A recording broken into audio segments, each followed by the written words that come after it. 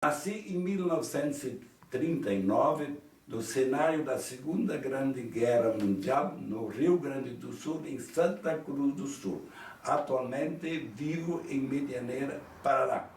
Na época, a região onde eu nasci, die Gegend, wo ich geboren bin, war bewohnt mit deutschen Einwohnern, era ocupada por imigrantes alemães. Esse período, o mundo estava infestado por doenças e pragas. Uma das epidemias era a influenza, que é uma gripe muito forte e matou milhões de pessoas no mundo e não havia ainda um tratamento médico adequado.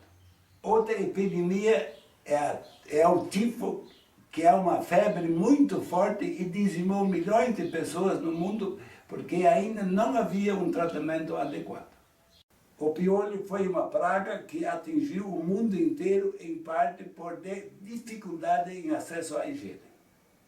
Aqui nós temos um cabelo completamente infestado por piolhos, que é um incômodo muito grande. O controle é cortar ou rapar a cabeça, ou usar um pente fino para tirar todas as lentes. Isso tem melhorado porque pelo acesso à higiene.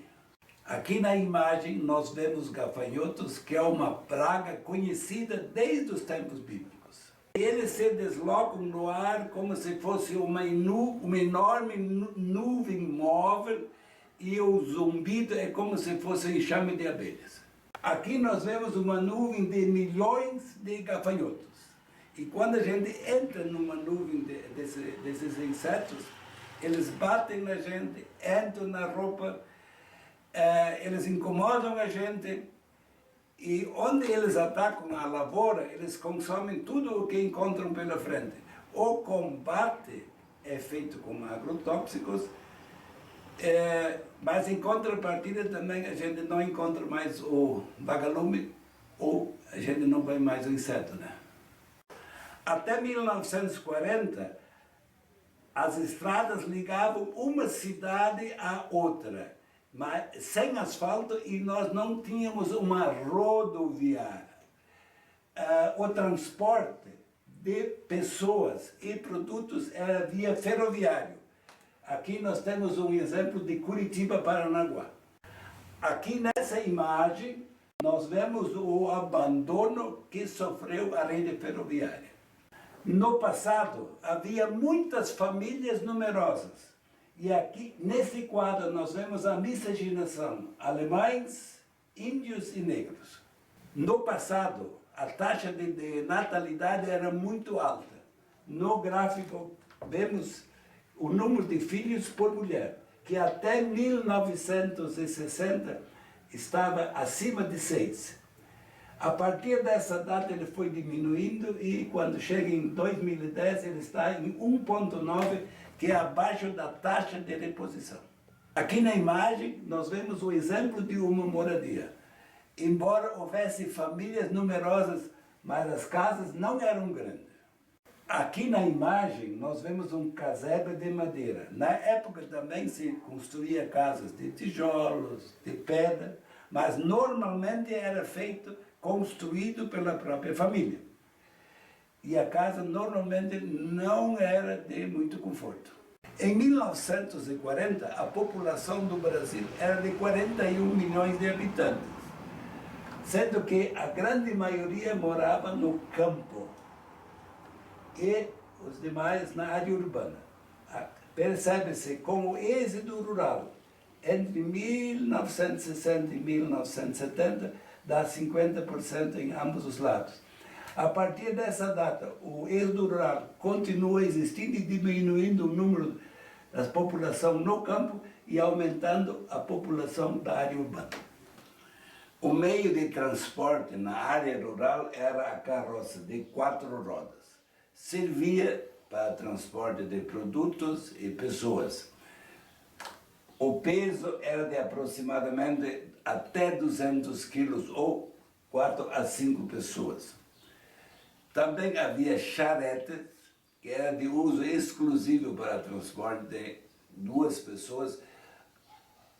Eram puxados por animais como boi, burro e cavalo.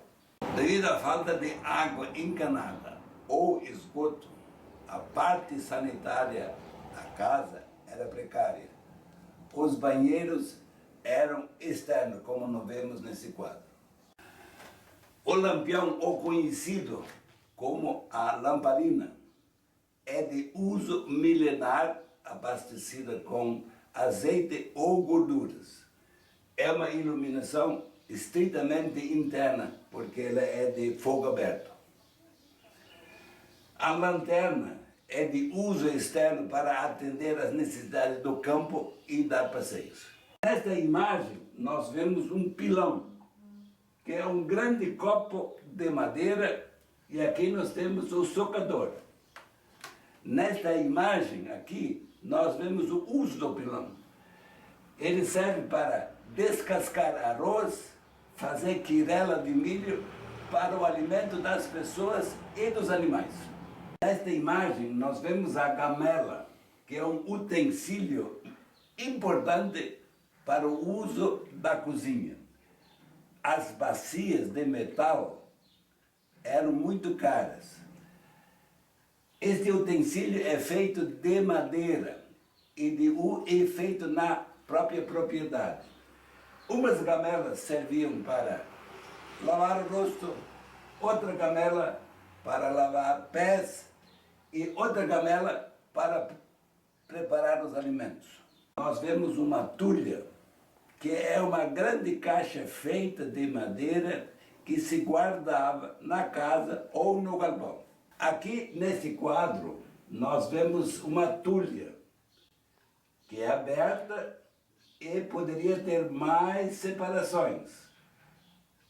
A mesma servia para armazenar alimentos de subsistência para o ano, que poderiam ser feijão, arroz, trigo ou outros produtos, porque na verdade ela substituía o mercado. No contexto da Segunda Grande Guerra Mundial, esta era o símbolo da suástica nazista, que até hoje ainda é o símbolo do terror no mundo. A Segunda Grande Guerra Mundial começou na Europa. Aqui nós temos o continente americano, aqui está o Brasil e aqui o continente europeu. Os países do eixo eram a Alemanha, Itália vizinha e o Japão. Aqui nesse quadro nós vemos a Alemanha, que começou a invadir os países vizinhos.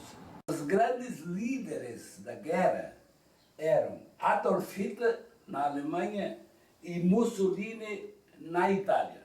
Esta imagem representa para mim o poder da guerra, que matou milhões de pessoas no mundo. Na Europa, as crianças foram treinadas para se proteger na guerra. O Brasil recrutou 100.000 homens para serem treinados para a guerra. E o grande contingente eram pessoas do Sul. Para a guerra, o Brasil enviou cerca de 25.000 homens. Essa imagem representa para mim o verdadeiro vencedor da guerra, que é a morte. Morreram cerca de 60 milhões de pessoas. Comparando, na época o Brasil tinha 41 milhões de habitantes. Na guerra, morreram 60 milhões. Representa tanto como toda a população do Brasil, Argentina e mais um país vizinho. Na época da Segunda Grande Guerra Mundial, como era o cenário no Brasil? Um dos destaques no Brasil era o bondinho no Rio de Janeiro. Outro destaque do Brasil era o momento o petróleo é nosso. Aqui nós vemos o presidente Getúlio com a mão lambuzada de petróleo. Essa imagem representa o primeiro poço comercial de petróleo em Candeias, na Bahia. O Brasil no passado era muito diferente do território atual. Conforme vemos no mapa, aqui está a linha de Tordesilhas, e o Brasil começa no mar e ia até a linha de Tordesilhas. E vemos Curitiba, a oeste de Tordesilhas, localizada em território espanhol. A partir de 1750, com o Tratado de Madrid, o Brasil triplica sua área territorial e passa a ter essas divisas como vemos aqui no mapa. E a região do oeste do Paraná passa a pertencer a Portugal. Como nosso foco é Medianeira, quais foram as principais ocupações no Paraná, desde Curitiba até Medianeira? Temos no destaque Curitiba, cuja fundação é de 29 de março de 1693. Castro, em 19 de março de 1778. Guarapuava, em 9 de dezembro de 1810. Foz do Iguaçu, em 10 de julho de 1914. E, finalmente, Medianeira, em 24 de outubro de 1952. Temos na foto a importante figura do engenheiro militar Rebouças, que é um dos mentores da primeira comitiva de militares e civis que vieram fazer o reconhecimento de Foz em 1889. Uma das motivações para a colonização do oeste do Paraná foi a criação do território do Iguaçu em 1943. Vemos no mapa o território federal do Iguaçu, que abrangia desde Chapecó, Santa Catarina, até Cascavel, oeste do Paraná, e a capital pretendida seria em Laranjeiras do Sul. Alfredo Ruaro, falecido em 2015, é o personagem importante para a colonização do oeste do Paraná. Em 1946 veio para a localidade de Toledo e comprou a fazenda britânica de 1 milhão de hectares. E trouxe as colonizadoras de Toledo, Céu Azul, Matelândia, Medianeiras, Gaúcha ou São Miguel e Santa Terezinha.